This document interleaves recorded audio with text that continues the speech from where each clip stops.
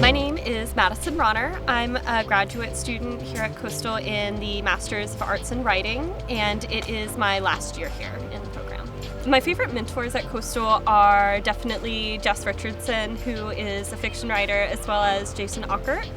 They both just give such good feedback and have such different pedagogy that between the two of them I feel like obviously I haven't learned everything there is to learn, but I get two different perspectives and it's just been amazing. And then I'm also a poet, and Dan Albergotti has been really, really influential for me just as far as form, style, and things like that. I'm planning on doing a thesis with him this next semester, so that's really exciting to me.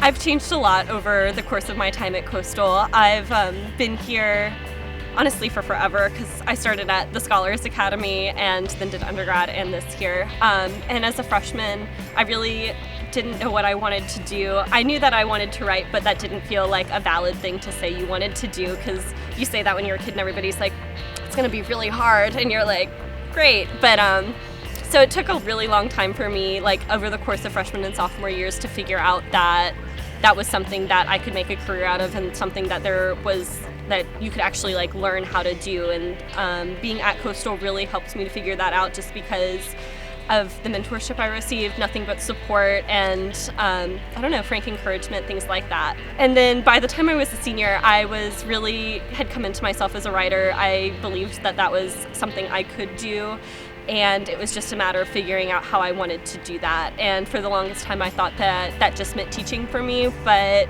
in recent months I've really realized how broad an English degree, especially like a master's in English, is. And I don't know, I'm just kind of like overwhelmed by the possibilities that have come with that, and I don't know, I'm really excited for the future now, when I used to be very anxious about it. Definitely something that I've tried to keep with me through the whole time at Coastal is just remembering the importance of like existing on campus outside of the classroom. I'm like kind of an introvert, and so just making myself like go to readings and all those like things you learn and connections you go through there with visiting writers coming.